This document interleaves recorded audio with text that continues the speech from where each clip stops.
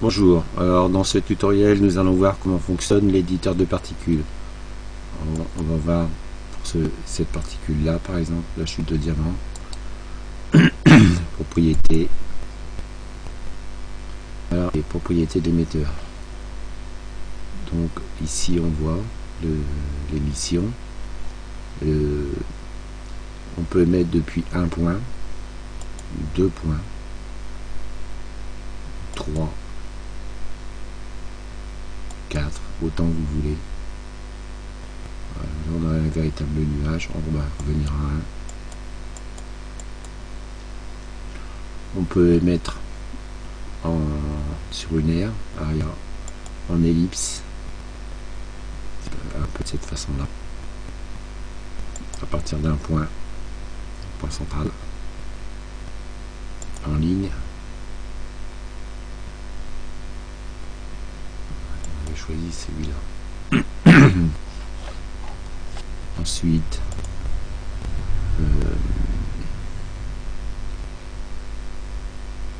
ici on a le nombre d'images préchargées avant le départ de l'animation. Ici on est à 0.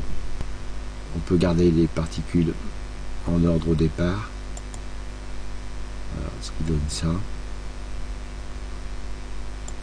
Ou ne pas les garder avec une option ici, oldest in back, c'est-à-dire foncer dans le fond, et ici foncer dans en avant, c'est-à-dire plus ou moins éclairci. Donc ici c'est plutôt estampé avant et ici estampé à l'arrière, ce qui est mieux en général. Après, chez ça revient à la configuration initiale. Ici on a le nombre d'images par seconde réglé à 30 images par seconde.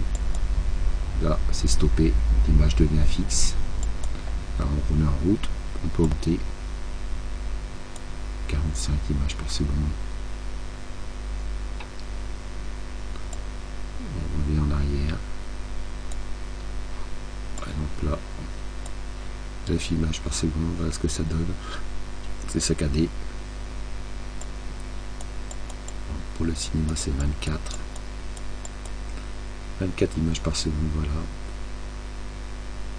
Pas mal, sinon 30. Ensuite teinte. Alors, ici j'ai choisi une teinte claire comme il s'agissait de diamant. Et sinon on peut aussi bien changer la couleur, par exemple prendre un bleu, prendre du vert, du rouge. Ici on a, voilà. Sinon on va venir la couleur initiale. On va plutôt prendre cette couleur là, avec une teinte claire. Ici on a son i. Voilà. On va dans le noir ou on éclaircit. Dans le blanc, clique sur OK.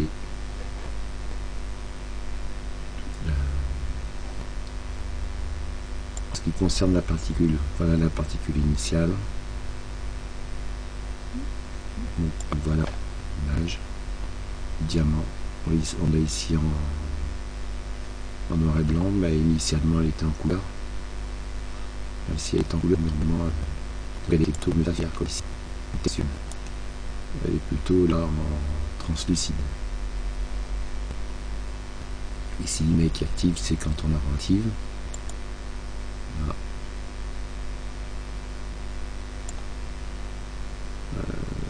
Ça c'est l'angle de la particule. On peut spécifier 0,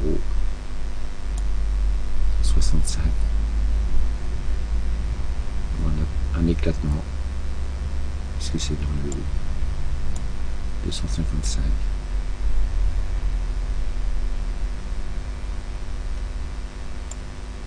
On va revenir à 0. On peut randomiser, c'est-à-dire aléatoire.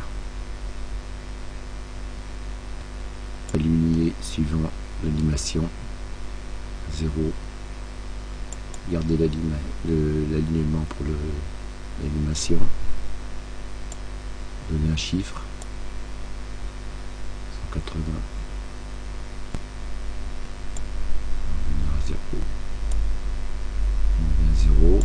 On décoche. Et on revient. Ici on a marqué flip X ou flip Y. C'est suivant l'axe. Ici c'est suivant X. À l'horizontale. Y. Verticale. On décoche. On met une particule. Il n'y a plus rien. On décoche. On peut préserver la couleur.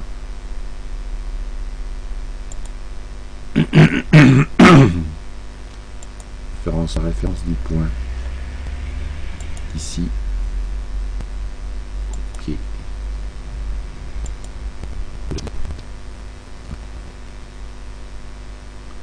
Ça donne pas grand chose.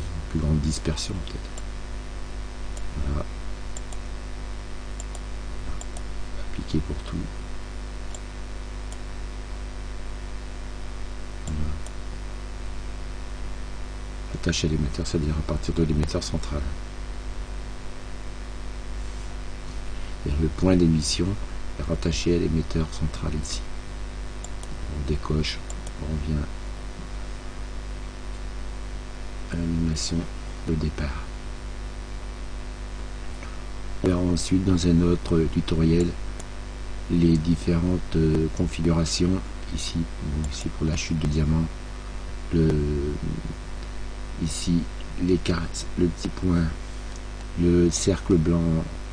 Le cercle ici, avec le nom chute de diamant, ça caractérise l'émetteur, ici avec toutes les propriétés. Ici, diamant avec la petite étoile, c'est la particule elle-même, avec toutes ses coordonnées, là, ici. Toutes ses caractéristiques. Là. Bon, ben voilà, c'est tout ce que j'ai à dire pour ce tutoriel. Il n'y a rien d'autre à dire, je pense pas. Si c'est fait. Pour la teinte, normalement c'était blanc, mais je suis pas revenu à la couleur initiale. On va mettre du bleu plutôt, ça sera plus sympa. Ok. Voilà. On va faire un petit essai pour voir.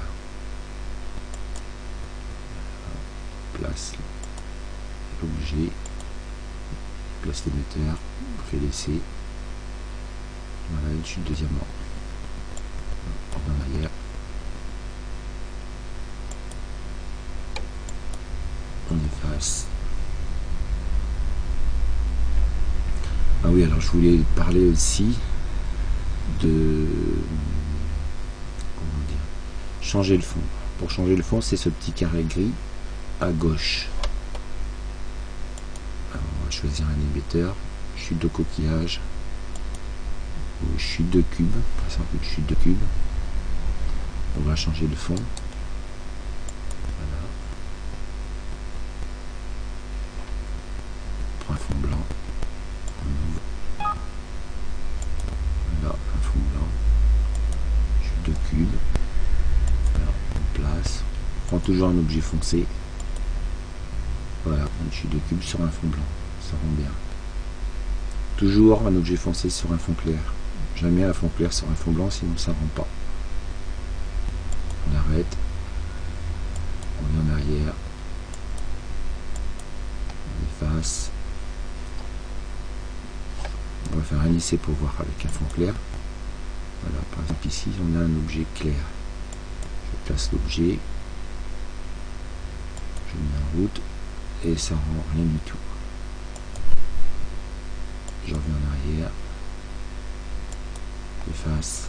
Si vous voulez retrouver le fond initial, ici je clique droit. Voilà. Vous remettez le fond noir. Ok, et voilà, vous avez le fond noir. Bon ben voilà, le tutoriel est terminé en espérant que ça vous a plu. Allez, au revoir, ciao.